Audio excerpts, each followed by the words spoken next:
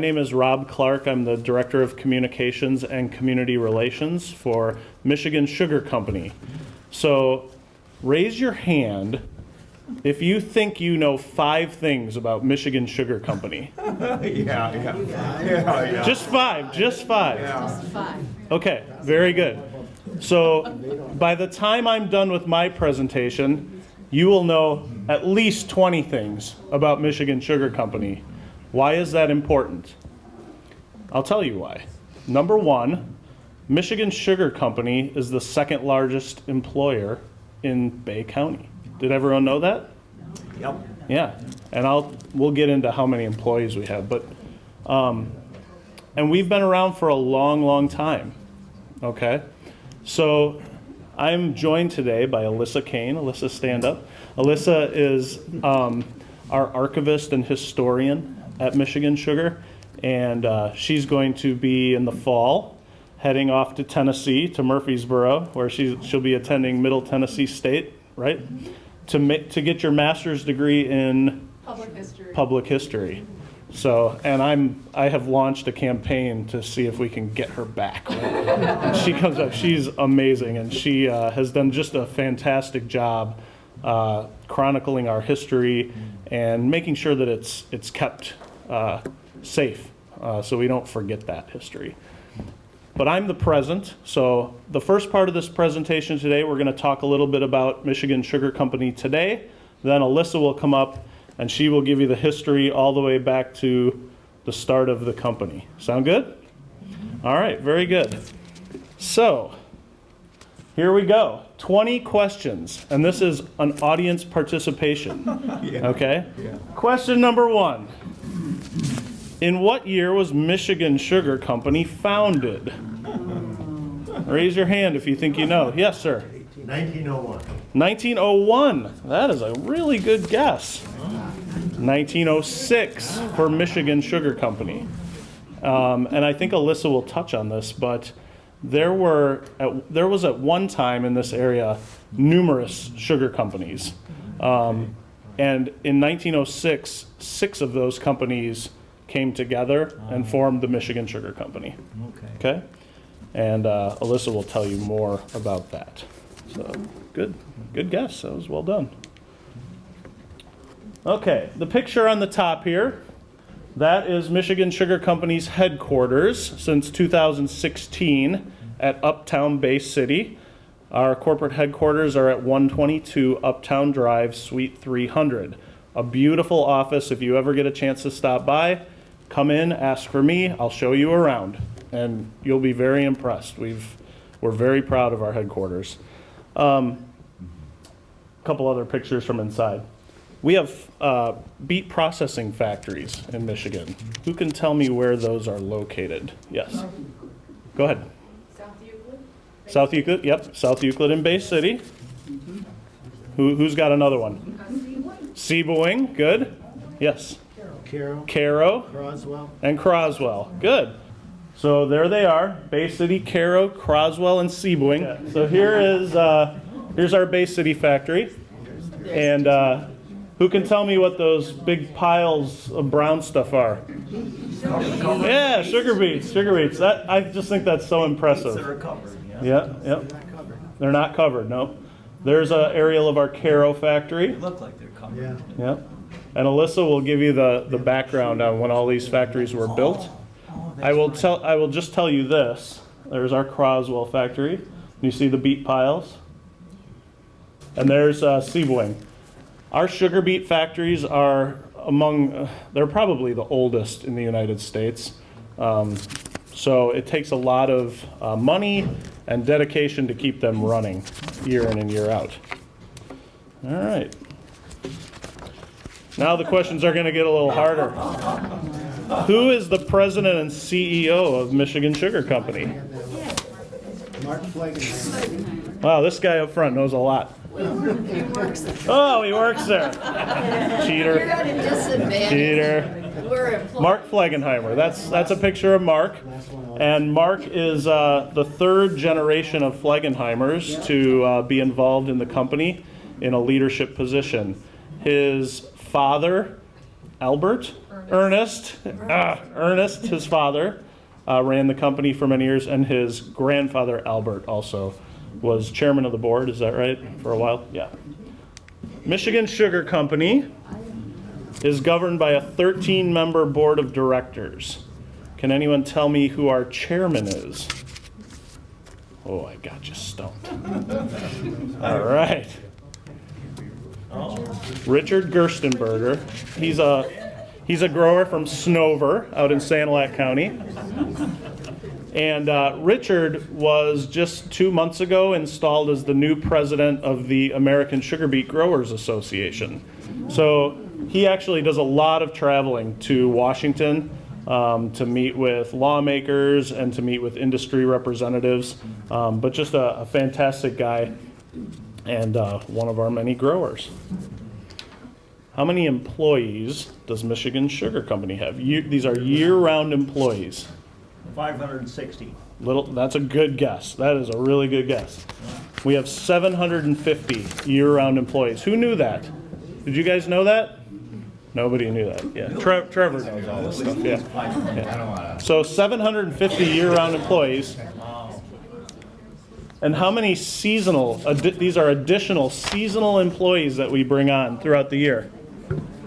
120. 120. Anyone else have a guess? 230. 230. 400. Wow. Oh, wow. I love that. Yeah, about 1,300 additional employees. So about 2,000 employees throughout each year. And that's just slightly behind McLaren Bay Region. That's our largest employer in Bay County. I think they have about 2,400 employees. Is that right, Trevor? So, yeah, you start to get an idea of the significance of this company. November is usually our peak employment. That would be right in the middle of our beet processing campaign. So that's a time of year when we usually have the highest employment. All right. So in 2002, Michigan Sugar Company became a grower-owned cooperative. The growers bought the company from Imperial Sugar Company of Sugar Land, Texas. And then 2 years after that, Michigan Sugar Company merged with Monitor Sugar Company. And Monitor Sugar Company, and Alissa, again, we'll talk about this, that's the factory in Bay City. That was the Monitor Sugar Company factory. So Michigan and Monitor Sugar merged to form one big cooperative, grower-owned cooperative. So the question is, how many grower owners does Michigan Sugar Company have? Close to 2,000. Good guess. Close to 1,000. Yep, it's about 1,000. Okay? So, here's why this is important. When you walk into a grocery store and have a choice on what to buy, if you buy sugar that is manufactured by Michigan Sugar Company, you're actually supporting 1,000 farm families mostly from Michigan. Okay? So that's really important to keep in mind. That's where my Christmas cookies come in. Excellent, thank you. I bet they're good too. So in how many counties in Michigan do we have growers? 28. Good guess. That's a really good guess. It's about 20. Yeah. This last year we had 19. The year before it was 21. It fluctuates because growers can buy and sell shares. For every share that a grower owns, they can grow an acre of sugar beets. So yeah, it's right around 20. Our top 5 producing counties. Top 5 producing counties. Anyone have a guess what the number 1 producing county is? Huron County. Oh, does it say that on there? Total fail. Yeah, about 54,000 acres. Okay, who thinks they know number 2 then? Does that include Canada? Well, we'll get to that. So what do you think the number 2 county is? I think Sanilac County. Sanilac? Yep, Sanilac County is our number 2. Number 3 is Bay County. Number 4 is Tuscola? Saginaw County. And number 5 is Tuscola County. So Huron, Sanilac, Bay, Saginaw, Tuscola. And then after that, it really starts to fall. But those are the five top producing counties. True or false? Michigan Sugar Company has growers in Ontario. Who thinks true? Probably true. Who thinks false? Okay, you're all right. We have growers in Ontario, Canada. About 80 to 85 every year. They plant and harvest about 10,000 acres of beets. And actually, 2 of the counties in Ontario are in the top 10 producing counties for Michigan sugar. Lambton County and I'm not going to remember the other one. Dover, yeah, thank you. Those beets are trucked into the United States and processed at our plant in Croswell. Okay, so this is important because you guys have heard of NAFTA. Yeah. Yep, and that's been in the news quite a bit this past year. NAFTA is something we keep a very close eye on. We're really not interested in a trade war that causes problems at the border between the United States and Canada. It would have a serious negative impact on our company. So when you hear about that on the news, know that right here at home, that has an impact. All right. Where'd this come from? Okay, so before we have the next question, just real quick, we already touched on the little red diamonds, correct? That's where we have processing facilities. The little blue dots, those are our piling stations. Okay. Way station. Okay, so I think we've got 1, 2, 3, 4, 5, 6, 7, 8, 9, 10, 11, 12, 13 piling stations. And that is where growers come and they just drop off their beets and then they're trucked in to our different factories. So one of the big questions during the winter, and especially late winter, early spring, we get a lot of calls. How come your beet trucks are still on the road? Well, they are hauling beets from the Thumb into our Bay City factory. And the reason why is our Bay City factory has the most capacity to process beets. It is by far the biggest factory we have. So if you see a sugar beet truck hauling beets in February, and you think, why in the world is that truck coming up M25 into Bay City? That's why. Okay? All right. Oh, and I'll also mention Carleton. Michigan Sugar had a factory in Carleton. It was built at the turn of the century. It operated until 2005. That was right after the merger. We made the difficult decision to close that factory because Bay City had come on and become part of the family. We do, however, maintain a warehousing operation there and also a powdered sugar packaging operation. Excuse me. Yes, sir. Are the And a lab, beets yeah. from Ontario taken across well by truck? Yes. Yep. train? Not that, I don't think they come by train. Like beets? So, yeah. Yeah, They come From they come in from Deckerville? Okay, yeah. How many acres of sugar beets do our nearly 1,000 growers plant and harvest each year? That varies every year. Any guesses? Gotta be in the 100,000s. That's a good guess. That's a good guess. 160,000 acres, yes. Do they have to change fields every year? Or do They do. keep all the same? Most of them will rotate crops. Corn here one year, then corn and soybeans, and yep. They'll definitely rotate fields. So 160,000 acres is about 4.7 million tons of sugar beets. Okay, 4.7 million tons. That's how many we're pulling in every year. We're one of 9 sugar beet companies, sugar beet processing companies in the country. And Michigan grows the 4th largest amount of sugar beets. So we're behind Minnesota, North Dakota, and Idaho. Is it all like in this area and then over west that grow sugar beets? They don't grow them down south, do they? They don't. We're mostly in mid-Michigan. Yeah, Mid-Michigan, yeah. then Macomb County, we have some, and Aranet County to the north, the Thumb, and then we're mostly right in that mid-Isabella County. But like in Yeah. other states south of us, they don't grow sugar beets at all, do they? Is that No. because No. of the soil or the Yep, and the climate, temperature? and the climate. Yep. This is a good climate for that. One of the things about sugar beets is once you pull them out of the ground, you have to pile them. If you're in a climate where it stays warm too long, They'd rot too the fast. beets will deteriorate. So we have perfect soil conditions. We also have the right climate for storing sugar beets. It just Yep. sounded like every place we go, it's like Yep. cane sugar. Yeah, That's all this cane sugar is grown in warmer climates. Right. Yep, absolutely.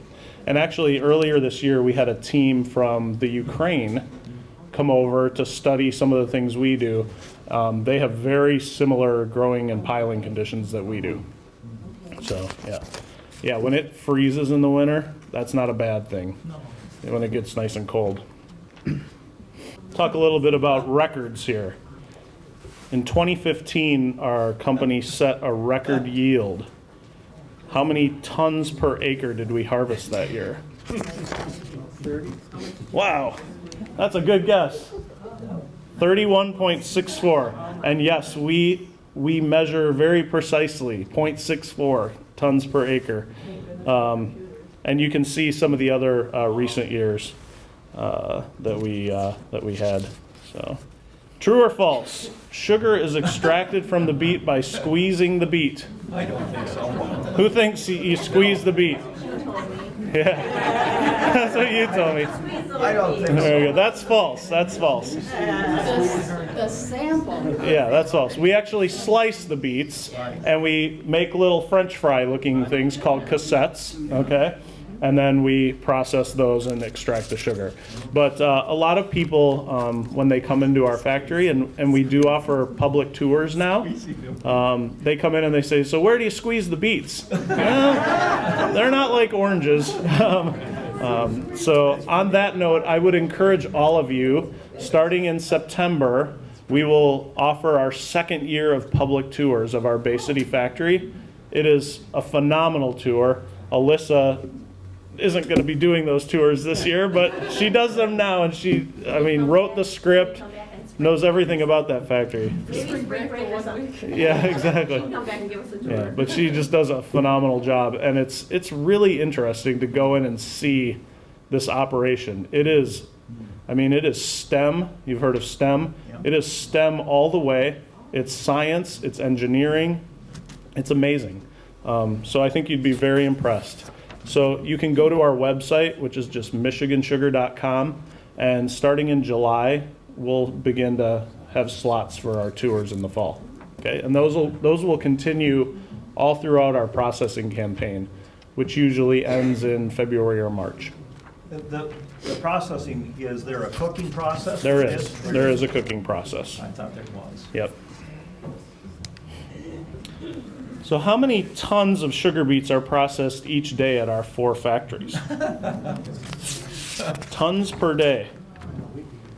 Any guesses? Oh, 20? This guy knows a lot about this company. Woo! Well, Bay City. Yeah, 20,600 tons per day. Okay? So that's why sugar beet trucks are on the road every day. We are sending a lot of beets through our factories, okay? And let's see how well you remember. Where are our 4 factories? Bay City, Caro, Croswell, Seaboing. Okay, very good. Just making sure you're paying attention. Tests. All right. Now here we're getting into things that, if you remember nothing else from today, these are some facts I want you to remember, okay? How many pounds of sugar does Michigan Sugar produce every year? Any guesses? Throw some numbers at me. 120,000. 120,000 pounds. Any other guesses? That's a little low. That's a little low. That's a little low. Who else has got a guess? 2 tons. 2 tons. Here we go. You ready? Okay, drum roll. We're gonna have a moment here. 1.2 billion pounds of sugar. Wow. Yeah. So, you guys recognize those silos? Oh, yeah. Those are the silos at the Bay City plant. They hold 170 million pounds of sugar each, and we fill each one 3 times during the campaign. Okay? So of that percentage, or of that amount, what percentages do we sell to industrial customers, to retail customers, which are grocers, or I'm sorry, to grocers, and then to retail customers? Does anyone have a guess on that? We sell 70% of our sugar to industrial customers. This would be J.M. Smucker Company. Okay, they're a customer of ours. And it's really cool. If you ever see how sugar is shipped in bulk, it's shipped in a 2,000-pound tote. So in Carlton, for example, we will fill a 2,000-pound bag with sugar, and then a crane like lifts it off, and it's really quite fascinating how sugar is transported. 25% is sold to grocers. Kroger, Walmart, Meijer, they're all our customer. Okay. Any out of state? Yeah, our sugar does get sold out of state. It depends on who's buying it, and as you can see, that leaves only 5%, right? That is sold to you when you walk into a store and buy a bag of our sugar off the shelves. And I think that's a common misperception about Michigan Sugar. Like, that's a very small but very important part of our business. So we, 5%, we appreciate your support. Okay? What are the 2 brands of sugar that we produce at Michigan Sugar Company? Pioneer, Big Chief. Good. So here's why this question is up here. And I want to be really clear on this because I know there is confusion. Because we have been introduced several times since I joined the company in January at events that we sponsor as, hey, thanks to the Pioneer Sugar Company. There is no such thing as the Pioneer Sugar Company. Okay? Pioneer Sugar is a brand that is made by Michigan Sugar Company. Okay? Clear? So Pioneer Sugar is the legacy brand of Michigan Sugar Company. Big Chief Sugar is the legacy brand of Monitor Sugar Company. When the 2 companies merged in what year? 2004. Dee Dee, that's good though. 1906 was the year Michigan Sugar was founded. In 2004, when the companies merged, they made a decision to continue both legacy brands because those brands were so important to the growers from each company. So that's why you'll see, mostly up here, you'll see Pioneer now. But if you get down in the Detroit area, you'll actually see mostly Big Chief. So both brands live on. Okay? Who can name 2 other types of sugar produced by Michigan Sugar Company? Brown sugar and powdered sugar, absolutely. And we make light and dark brown sugar, and then our confectioner's powdered sugar. Good. True or false? True. We'll get to that. Michigan Sugar Company owns a sugar cane refinery. I can believe that. True. True? Would make sense. Trevor. That's actually true. In Taylor, Michigan, in 2015, we bought a company called Kane Sugar. And it's still called Kane Sugar, but it's part of the Michigan Sugar Company family. And 5 times a year, we get they're called Lakers, but it's like a freighter load of raw sugar. It looks like sand. we got a ship in 2 weeks ago from the Dominican Republic, and we got to go down and see this ship unloaded at the port of Detroit. It was really interesting it's just in the bottom of the ship and they scoop it out and truck it to the factory, which, we're not actually producing sugar there, we're cleaning and processing the sugar into consumer grade sugar. Okay, and it's really neat, but as they're moving the sugar around, it gets on the ground. You can reach in and eat the raw sugar, and it tastes pretty good, actually. Kind of a neat thing. Do you mix it with the beet sugar, or is it separate? Nope, it's separate. It's separate. Yep. It all tastes the same. Yeah. I can tell the difference. Yeah, some people between cane and say they beet. can tell the difference, and some people are actually allergic to cane sugar. Right. So we actually get a lot of calls from people all over the country. I have a woman in Connecticut who calls once a month. Hey, I need some more sugar, because she can't get our sugar in Connecticut, and we send her a bag of sugar. Name a byproduct of sugar beet processing also produced by Michigan Sugar Company. There's actually 4 byproducts that we produce. Molasses, that's a good one. Used to produce a hand cleaner. What else? For the cattle feed. Yes, pellets for the cattle feed is called beet pulp. Yeah. Okay, that's the stuff left over. And then a couple other products that are used in animal feed called betaine and raffinate. Okay, but molasses and beet pulp, and that's a picture of shredded beet pulp. We also do, like you said, pellets. Yeah, and that's sold to, livestock producers. I heard there was a type of fertilizer from sugar beets. It's a type of lime that they use from sugar beets. Oh, really? It comes from the beet?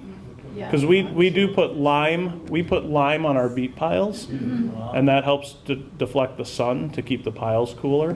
But I don't know. Yeah, what do you know They about also that? use lime to affect the pH of the soil. And lime is also a byproduct of the process. And Okay, I heard it there you came go. from sugar beets.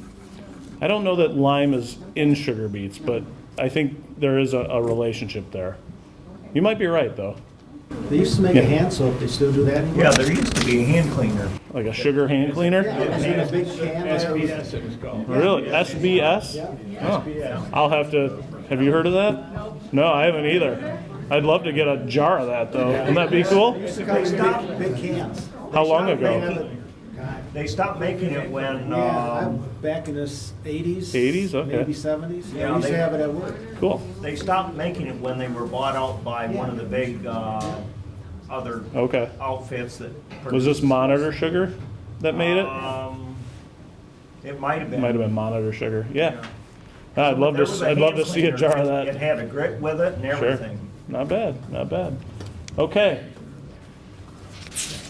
This is the $1 million question. Question 20. Oops. What is the annual economic impact of Michigan Sugar Company on the Great Lakes Bay region? Throw some numbers at me. $1 billion. That's a good guess, Stevie. She went big. She went big. $520 million. It's still pretty good. Okay. So this is another number that I really want you to remember. The significance of Michigan Sugar Company. $520 million economic impact annually. 2,000 employees who live and work and play and spend money and raise families in mid-Michigan and the Thumb. 160,000 acres of sugar beets that we're processing each year into how many pounds of sugar? Did you forget already how many pounds of sugar? 1.2 billion pounds of sugar every year. Okay? So that is Michigan Sugar Company today, and I hope, who thinks they could tell me 5 things about Michigan Sugar Company now? Oh, come on, get those hands in the air. This is really important to us because we hope that you all become a type of ambassador for our company. When someone says, where do you live? And you say, Bay City, Michigan. Well, what's there? That's home to Michigan Sugar Company. Well, what's that? Okay? We're a very important piece of the local economy, and it's my job to make sure that we're a very important piece of this community, and it's something I take very seriously. And so I thank you for your time. I want to leave you, before I bring Alissa up, I want to leave you with a couple other things.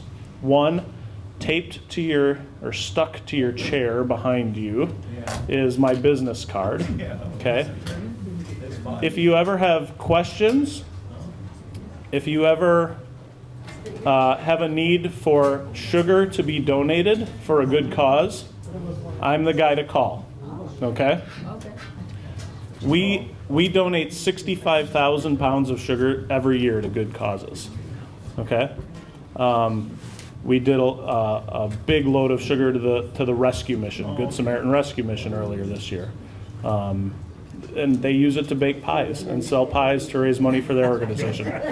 We do that all the time. So please take my card. The second thing is I got to give a quick shout out to Elaine's Bake Shop. She does the sugar beet cookies. Hopefully you got one. I ordered 2 dozen, so they're very good in the back. Last thing, when you leave today, please take a couple bags of sugar. They're out on the table in the lobby. I would rather not take 50, 60 bags of sugar back to work, so please take those with you when you go today. And questions? Yeah? Do you ever make sugar cubes in there? We do not make sugar cubes. That's a good question. I'm sure somebody makes sugar cubes. We don't make them. I bet you Domino Sugar makes sugar cubes out of cane sugar, but we don't make sugar cubes. We do package sugar into the little sugar packets, which you can get at Gordon Food Service. So yeah, absolutely. All right. I've never seen this satin set that you had up there, that powdered The what? sugar. Which one? That satin set. Oh yeah. Yep. Yep. We make all kinds of products that are sold in different.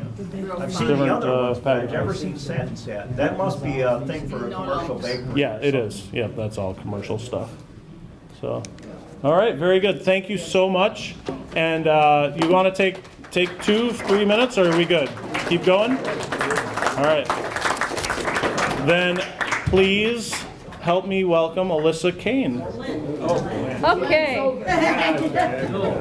Who's ready to learn some history stuff? Yeah? Okay. All right. Here we go. And we're starting. All right. So we are going to explore the history of Michigan Sugar Company now. Here's a brief overview of what we're going to be touching on and talking about today. All right. So, the first attempt at forging the sugar beet industry in Michigan occurred in 1838 in White Pigeon. A small factory was constructed there and equipped to process 5 tons of beets daily, but the lack of beet sugar technology forced it to cease operations in 1840.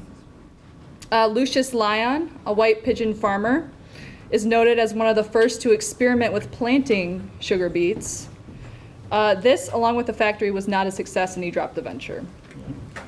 This early undertaking failed. However, the concept was revisited towards the turn of the century when the death of the lumber industry occurred. The lumber had essentially been wiped out. A stump land remained. Those who worked within the lumber industry needed new jobs, and this region was in dire need of new industry.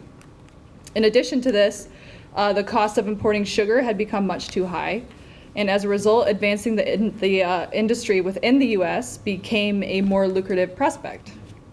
Agriculture seemed a viable use for this land. Particularly, sugar was seen as a good possible crop for the Saginaw Valley because this area had similar temperature and climate in comparison to other countries in Europe that grew this crop successfully. Joseph Seaman, editor of the Daily Courier in Saginaw, helped bring about the industry to the Saginaw Valley. In 1884, Seaman visited his homeland in Bohemia. Sugar beet production there intrigued him, and he made a study of the process. He returned home and spent the next 5 years studying the soils and climate in the Saginaw Valley. He went back to Bohemia, purchased seed, and sent it to Robert C. Kedzie, who was a chemistry professor at Michigan Agricultural College, which would eventually turn into Michigan State, to test if this would be a viable crop for the region. By the late 1800s, there was a more thorough knowledge of both sugar beet production and beet sugar manufacturing within the United States. Encouraged by the results of statewide testing of sugar beet production initiated by Robert C. Kedzie, during the late 1800s, the Michigan legislature passed a law, Act 48, Legislature of 1897. On this year, a sugar bounty was passed, offering to pay growers 1 cent per pound of sugar produced in the state of Michigan. Due to this bounty being enacted between the years of 1897 and 1907, 23 sugar beet factories were built in Michigan. However, in 1900, so a few short years later, the Supreme Court ruled that this bounty was unconstitutional and it was dissolved. Many factories closed as a result, but many of them still remained. By 1909, only 17 of the 23 factories that had been constructed throughout the state actually remained in operation. So now I'm going to expand on the history of each factory in further detail. Specifically, I'm going to delve into the histories of the factories that are still currently operating and making sugar for Michigan Sugar. So first, we're going to talk a bit about the Carroll factory. This factory was built in 1899, and it is the oldest operating sugar beet factory in the United States. The groundwork for this industry entering Carroll had been prepared by a man named Richard Hoodless. Richard's acquaintance with sugar beets came about in 1878 when he toured Germany as a Liverpool potato dealer. He was attracted by the imposing buildings surrounded by green fields. He learned that these were beet sugar factories, and he informed himself about the industry and filled his bag with beet seed. 20 years later, he was still dealing in agricultural products, but his residence had been transferred to Vassar. The proposition to reclaim the stump lands with beets recalled his journey in Germany, and straight away he proceeded to stir up interest in beet culture. Richard Hoodless, Fred Wheat, and John Wisely, both associates of Hoodless, then contacted an architect based in Chicago. His name was A. Maritzson, and he was a representative for A. Wernicke of Hull, Germany. This company was a builder of sugar works. They obtained some educational matter, including the costs of a venture such as this. In addition to this, the farmers responded to the solicitation for acreage. In November of 1898, the proposition crystallized under the title Carroll Sugar Company. The Tuscola County Advertiser, as well as other forms of media in the area, began to spread the word about this prospect. The publicity attracted banker Charles Montague, so this man here, and his associate John Seeley. Montague was a very prominent man in the community. He held interest in banking, stock farming, merchandising, lumber milling, umbrella manufacture, the operation of Carroll Hotel, the local telephone system, and the electric light plant. As a result of this, Carroll was widely known as the town where Montague lived. Him and Seeley traveled to Detroit to try and receive funding for the project from various capitalists, including Max Schroeder of the Wernicke Company. A week later, a telegram was sent advising the committee that the organization had been completed, and a contract was awarded to Wernicke to build the factory. The organization succeeding the temporary Carroll Sugar Company was given the title the Peninsular Sugar Refining Company. And next, the Croswell Factory. In August of 1901, Charles Bewick and Associates made an offer to Mayor Wise of Croswell. They offered to build a 600-ton factory in Croswell, provided the community would furnish a site, a small water supply dam on the Black River, and a 10-year tax exemption. They had selected a site just beyond the south edge of town, known as the McCready Farm, together with certain parcels of lowland along the river, the whole aggregating about 119 acres. The offer had a time limit of 15 days. The mayor considered it a golden opportunity, so the mayor appointed editor Philwick of the Jeffersonian, which was a local newspaper, and merchants H.A. Rice and Park Southworth to aid him in achieving Bewick's stipulations. These three prepared themselves for their task by means of a fact-finding expedition to Carroll. By the time they had formulated their strategy and the citizens had been softened by Philwick's editorials, they were only 2 days from the deadline. However, in this period, they raised the necessary subscriptions, and accordingly, Bewick's proposition achieved the status of a contract. 1 month after Bewick's convention with the mayor, the organization was completed and styled Sanilac Sugar Refining Company. Charles Bewick became president of the company, and among the stockholders of the company was Charles Montague, the man from Carroll. And the factory was officially built in 1902. Next, the Seebling Factory. The Seebling Beet Sugar Project was promoted by an individualistic businessman without the benefit of the usual publicity. He thought it was good business and he was willing to risk his own money in it. He was known as John C. Lycan, otherwise known as the father of the village of Seaboing. Seaboing was surrounded by level fields well adapted for beet growing, and these fields were owned and tilled by thrifty farmers who had inherited the art of permanent agriculture in the fatherland. His sugar committee, which performed the preliminary work, was selected by Lycan himself, and this committee included many of his family members, including his son. To add more experience and financial support, Lycan invited Sugar King Ben Boutel and the sugar crowd of Bay City and Saginaw to join him. These men were all widely known as pioneer investors in Michigan sugar. Ground was broken on September 28th of 1901, and the first campaign began fall of 1902. So now, we all know that there's only one factory still currently operating in Bay City. However, many operated within this city throughout the history of the industry of Michigan, 4 to be exact. These factories were built in the years 1898, that was the first one, 2 in 1899, and another in 1901. So I thought it would be fun to just sort of talk about little brief histories of how these 4 other companies came to be. So the first one that we're going to talk about is the Pioneer Factory, which was built in 1898. The spark that drove action on building a factory in Bay City, much like many of the factories in Michigan, was the passing of that bounty in 1897. The Pioneer Project was discussed widely throughout many meetings of the Bay City Businessmen's Association. Following this, a fact-finding tour to the beet sugar estates of Nebraska, Utah, and California took place. All of this was spearheaded by Captain Thomas Crenage, dapper fellow in the picture there. And his principal business before this was sawmills, lake transportation, and salt mining. All of these influences crystallized in December 1897 in the organization of the Michigan Sugar Company. The first order of business, once the organization was formed, was to find a site to build the factory. It was decided that the site would be in the Essexville suburb on the northeast corner of Woodside Avenue and Shorman Street. If anybody knows where that is. I believe those buildings are still intact, and there's also a historical marker where this first factory was. Captain Crenage was appointed president of this new company, and with the success of this new Pioneer Factory, many more factories were built in the coming years, including more in Bay City. So next, the Bay City Sugar Company. Not soon after the Pioneer Factory was built, another sugar beet factory was built right across the street. The company was named Bay City Sugar Company.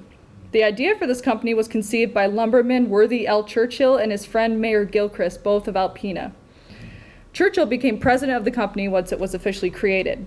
One might wonder why they decided to choose to build their factory directly across their street from another one. There were other options, like there's a West Bay City site in rural Salzburg, which is where the Bay City factory is now. But the ultimate decision came to building across the street from the Pioneer Factory for 2 reasons. At that present time, the waterworks pipe supplying the Pioneer Factory could be tapped. Also, the site had been occupied by a sawmill, which was abandoned. All the essentials that the directors demanded were present at this site, and there was the Hall Mansion, which was attractive to President Churchill.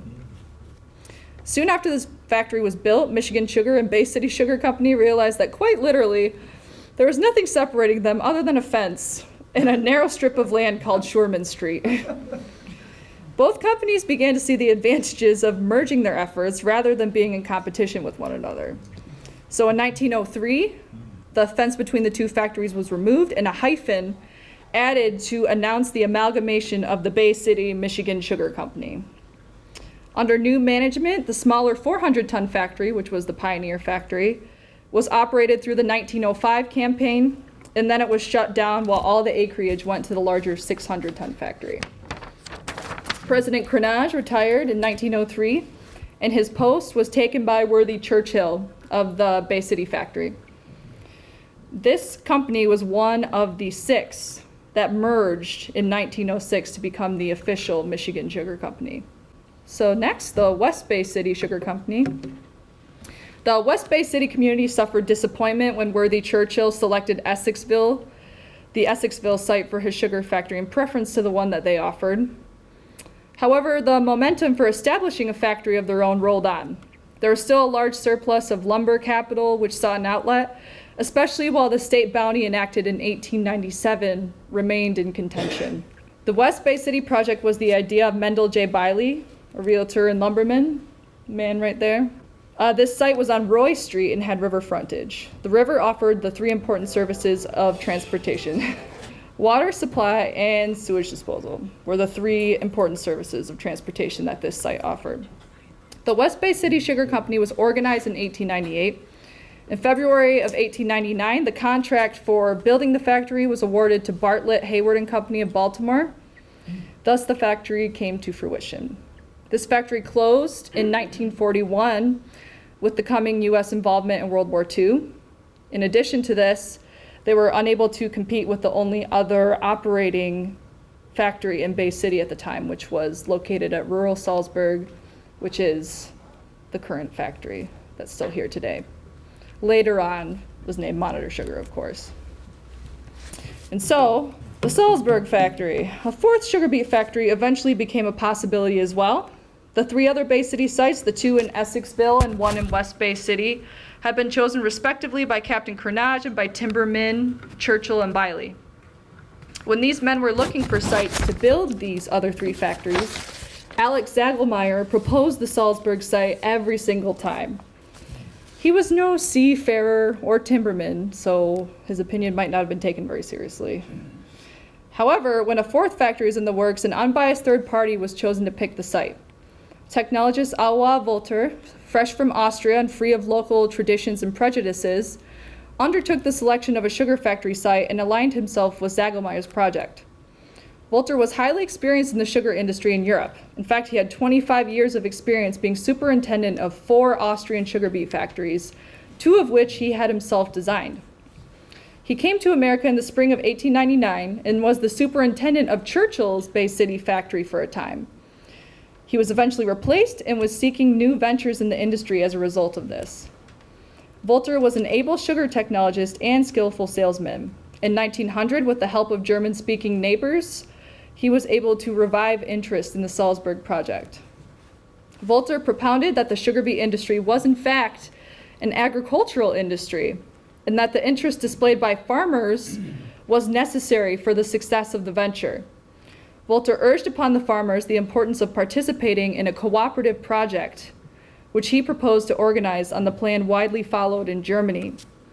Under this plan, the stockholders would be the farmers, so just like today. They qualified to participate in profits only in proportion to the beets that they supplied to the factory. 50,000 tons were stipulated as the minimum annual requirement for these growers. On this basis, 400 farmers organized the German-American Farmers Cooperative Beet Sugar Company. Soon after this, the title was shortened to German-American Sugar Company. The coming of the First World War prompted the company to change its name to Columbia Sugar, because Germany was the enemy during this time, of course. Finally, the company changed its name to Monitor. In 2004, Monitor merged with Michigan Sugar the formation of the official Michigan Sugar Company. In 1901, H.O. Havemeyer, president of the American Sugar Refining Company, became convinced that beet culture could be developed into a permanent and profitable source of domestic sugar. Accordingly, at the opportune time when the industry was sorely in need of financial and technological assistance, Havemeyer supplied the lifeline. The factories involved in the consolidation were located at Alma, Carroll, Bay City, Sebring, Carlton, and Croswell. In the merging of these factories under one company, more efficient leadership was established for these plants. This merging would affect the success of the industry as a whole. So next, we're going to explore the achievements and lives of 3 figures who have made a tremendous impact not only upon the history of Michigan Sugar Company, but the sugar industry as a whole. There are many key figures who are all important to the company's history, of course, but if we sat here and talked about them all, we'd probably be here for days, honestly. Today I'm going to speak about just 3 men who are important to the company's past as well as their present. Between these men, they have compounded 100+ years of experience within the sugar industry. These men are the Flegenheimers, and we are going to begin with Albert. He was born July 4th, 1890 in Germany. In the years leading up to 1940, Albert held various management positions in a South German sugar company in Mannheim. He was also associated with the Montesi Group of Padua, Italy, which controlled the largest beet sugar combine in Europe, consisting of 32 factories and refineries. Much of this was lost during World War II, however. At the persuasion of the then Prime Minister of Canada in the period 1939 to 41, Albert promoted the organization and construction of the Fort Garry, Manitoba factory. Following this, he was president of the Waverly Sugar Company in Iowa from 1941 to 48. In July of 1954, Albert became a primary stockholder of the Menominee, that's a mouthful, Menominee and Green Bay factories. In 1961, Albert began his affiliation with Michigan Sugar Company when Pitcairn Company sold its stock interest in Michigan Sugar to Albert. Albert was elected to the board of directors to fill the vacancies created by these resignations. In 1963, he became a prime stockholder of the company and was elected chairman of the board. Albert continued in this position, eventually being named honorary chairman of the board until his passing in 1972. So next, we're going to learn about Albert's son, Ernest. Ernest was born January 30th, 1927 in Zurich, Switzerland. At the age of 15, he came to the United States and became a naturalized citizen. After pursuing higher education, Ernest then joined Domestic Concentrates, an import-export firm in New York City, for the period 1950 to 54. Ernest joined his father at Menominee in 1954 as vice president, and remained until the plant was closed in 1962 due to acreage economically shifting to dairy farming. In late 1961, Ernest joined his father with involvement at Michigan Sugar and was elected to the board of directors. By 1962, Ernest was second vice president, and on August 1st, 1963, he was elected president of Michigan Sugar Company. Something that his father Albert observed when he decided to buy Pitcairn shares of the company was that Pitcairn was not making necessary investments to improve the factories. One of Ernest's first decisions as president was to expand the Croswell and Carleton plants. These improvements would increase daily processing capacity by 20%. Ernest not only wanted to lead Michigan Sugar, but improve it as well. This included attending hearings on legislative matters pertaining to the sugar industry and inspecting other sugar beet fields and factories, not only in the United States, but as far away as Belgium. From these research expeditions between 1964 to 67, Ernest developed more efficient ways to run the factories and received valuable information in areas from bulk sugar warehousing to beet receiving. The late 70s and early 80s were challenging times for the company as many changes to the industry had been occurring. During this time, Ernest emerged as a well-respected leader. Ernest began to become more involved in the legislative side of the industry, trying to convince Congress that the sugar industry's issues could be solved with proper legislation. Fortunately, the 1982 crop was a huge success. This, coupled with President Reagan's establishment of a sugar import quota, put Michigan Sugar back on its feet. In 1984, Savannah Foods and Industries of Savannah, Georgia, and Michigan Sugar Company merged. This merger, along with plant expansions, prepared Michigan Sugar for the future. Daily production records were set, as well as records for amounts of sugar produced during one campaign. Ernest remained a key figure and leader through all these expansions and mergers. He also was highly involved in the surrounding communities. In 1993, finally, after 30 years at Michigan Sugar, he retired. Soon after this, his son, Mark, became involved in the company, and he still is today. In 1994, Mark joined Michigan Sugar Company as Vice President of Administration. In 1996, he was named Chief Operating Officer. He was promoted to President and Chief Executive Officer in 1998. In 1997, Imperial Sugar Company acquired Savannah Foods and Industries, meaning Michigan Sugar was also acquired by Imperial. However, in 2002, Imperial Company filed for Chapter 11 bankruptcy. In 2002, Michigan Sugar's growers bought the company from Imperial. Mark was instrumental in the effort of converting Michigan Sugar Company into a grower-owned cooperative. In addition to this, in 2004, he led the merger of Monitor Sugar Company into Michigan Sugar. When this occurred, Michigan Sugar Company acquired Monitor's factory in Bay City. And as we mentioned earlier, the current factories that are operating and making sugar, Sebring, Carroll, Croswell, and Bay City. So our collection. About a year ago, June 2017, Michigan Sugar began creating their own historical archive. They hired me. Yeah. The collection is comprised of photographs, lab equipment, documents, ledgers, various publications, and artifacts. If you have any questions, feel free to ask me or Rob, and thank you for having us. Thank you.